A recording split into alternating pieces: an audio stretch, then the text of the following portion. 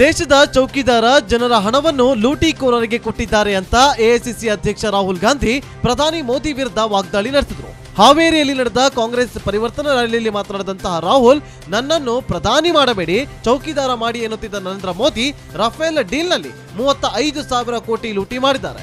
ಈಗ ಚೌಕಿದಾರ ಎಂದರೆ ಜನ ಕಳ್ಳ ಎನ್ನುತ್ತಾರೆ ಅಂತ ಮೋದಿ ವಿರುದ್ಧ ಕಿಡಿಕಾರಿದರು. ಅಚ್ಚೆ ದೀನ್ ಅದಾನಿ, ಅಂಬಾನಿ, ಮಲ್ಯ ಈ ವರ್ಗದ ಜನರಿಗೆ ಬಂದಿದೆ, ಬಡವರಿಗೆ ಅಚ್ಚೆ ದೀನ್ ಬರಲೇ ಇಲ್ಲ ಅಂತ ಮಾಜಿ ಸಿಎಂ ಸಿದ್ದರಾಮಯ್ಯ ಮೋದಿ ವಿರುದ್ಧ ಹರಿಹಾಯ್ದರು. ಹಾವೇರಿಯಲ್ಲಿ ನಡೆದ ಪರಿವರ್ತನಾ ರ್ಯಾಲಿಯಲ್ಲಿ ಮಾತನಾಡಿದಂತ ಅವರು, ರಾಹುಲ್ ಗಾಂಧಿ ನರೇಂದ್ರ ಮೋದಿ ನಡುವೆ ನಡೆಯುತ್ತಿರುವುದು ಕೇವಲ ಚುನಾವಣೆಯಲ್ಲ, ಪ್ರಜಾಪ್ರಭುತ್ವ ಸರ್ವಾಧಿಕಾರದ ನಡುವೆ ನಡೆಯುತ್ತಿರುವ ಚುನಾವಣೆ ಅಂತ ಗುಡುಗಿದ್ರು. ಬಾಗಲಕೋಟೆ ಬಿಜೆಪಿಯ ಭದ್ರಕೋಟೆ, ಸಿದ್ದರಾಮಯ್ಯ ತಾಕತ್ತಿದ್ರೆ ಬದಾಮಿ ಕ್ಷೇತ್ರಕ್ಕೆ ರಾಜೀನಾಮೆ ಕೊಡಲಿ, ನಾನು ಶಿವಮೊಗ್ಗದಲ್ಲಿ ರಾಜೀನಾಮೆ ಕೊಡ್ತೇನೆ ಅಂತ ಸಿದ್ದರಾಮಯ್ಯಗೆ ಬಿಜೆಪಿ ಶಾಸಕ ಕೆಎಸ್ ಈಶ್ವರಪ್ಪ ಸವಾಲು ಹಾಕಿದ್ದಾರೆ. ಸಿದ್ದರಾಮಯ್ಯ ಮತ್ತೆ ಸ್ಪರ್ಧಿಸಲಿ, ನಾನು ಶಿವಮೊಗ್ಗದಲ್ಲಿ ಸ್ಪರ್ಧಿಸುತ್ತೇನೆ, ಅವರು ಮತ್ತೆ ಗೆದ್ರೆ ನಾನು ರಾಜಕೀಯ ಸನ್ಯಾಸ ತೆಗೆದುಕೊಳ್ತೇನೆ, ಶಿವಮೊಗ್ಗದಲ್ಲಿ ನಾನು ಗೆದ್ರೆ ಅವರು ರಾಜಕೀಯ ಸನ್ಯಾಸ ಪಡೆಯಲಿ ಅಂತ ಈಶ್ವರಪ್ಪ ವಾಗ್ದಾಳಿ ನಡೆಸಿದ್ದಾರೆ.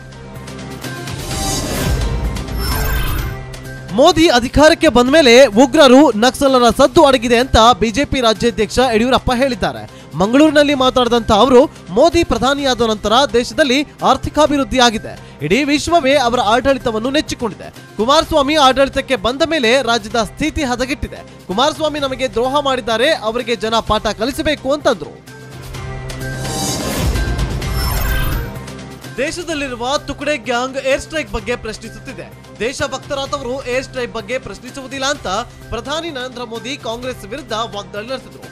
ಉತ್ತರ ಪ್ರದೇಶದ ನೋಯ್ಡಾದಲ್ಲಿ ಮಾತನಾಡಿದಂತ ಅವರು, ಯೋಧರ ವಿಚಾರದಲ್ಲಿ ರಾಜಕೀಯ ಮಾಡಬೇಡಿ, ಯುಪಿಎ ಸರ್ಕಾರ ಯೋಧರ ಕೈಗಳನ್ನು ಕಟ್ಟಿ ಹಾಕಿತ್ತು, ಕಾಂಗ್ರೆಸ್ ಆಡಳಿತವಿದ್ದಾಗ ಯೋಧರು ಬಳಲಿ ಹೋಗಿದ್ರು ಅಂತಂದ್ರು.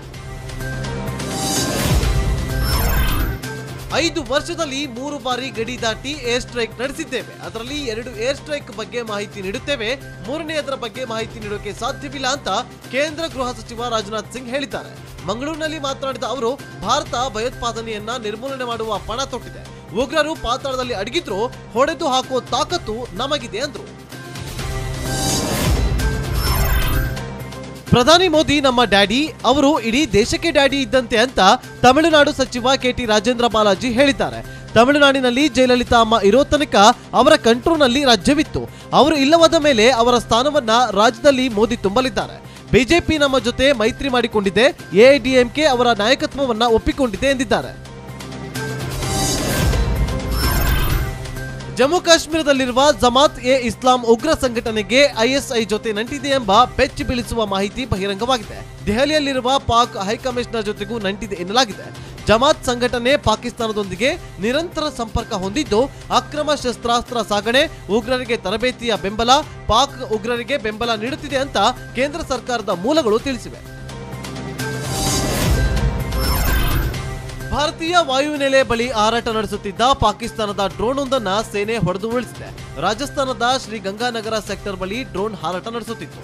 ಇದು ಸೇನೆಯ ಕಣ್ಣಿಗೆ ಬಿದ್ದಿದ್ದ ತಕ್ಷಣ ಕಾರ್ಯನಿರತವಾದ ಸೇನೆ ಪಾಕಿಸ್ತಾನದ ಡ್ರೋನ್ ಅನ್ನ ಹೊಡೆದು ಉರುಳಿಸಿದೆ. ಏರ್ ಸ್ಟ್ರೈಕ್ ಬಳಿಕ ಪಾಕ್ನ ಡ್ರೋನ್ಗಳು ಭಾರತಕ್ಕೆ ಎಂಟ್ರಿ ಕೊಡುತ್ತಿವೆ. ಭಾರತ ತಕ್ಕ ಪ್ರತ್ಯುತ್ತರವನ್ನು ನೀಡುತ್ತಿದೆ. ಮಹಿಳಾ ದಿನಕ್ಕಾಗಿ ಪುನೀತ್ ರಾಜ್ಕುಮಾರ್ ತಮ್ಮ ಪತ್ನಿ ಅಶ್ವಿನಿಗೆ 5 ಕೋಟಿ ಮೌಲ್ಯದ ಲ್ಯಾಂಬೋರ್ಗಿನಿ ಕಾರ್ ಗಿಫ್ಟ್ ನೀಡಿದ್ರು. ಇದೀಗ ಹೊಸ ಕಾರನ್ನು ಬೆಂಗಳೂರಿನ ಕಂಠೀರವ ಸ್ಟುಡಿಯೋದಲ್ಲಿರುವ ರಾಜ್ಕುಮಾರ್ ಸ್ಮಾರಕಕ್ಕೆ ಹೋಗಿ ಪೂಜೆ ಮಾಡಿಸಿದ್ದಾರೆ. ನಂತರ ಯುವರತ್ನ ಚಿತ್ರದ ಶೂಟಿಂಗ್ಗೆ ಹೊಸ ಲ್ಯಾಂಬೋರ್ಗಿನಿ ಕಾರನ್ನು ತೆಗೆದುಕೊಂಡು ಹೋಗಿದ್ದಾರೆ.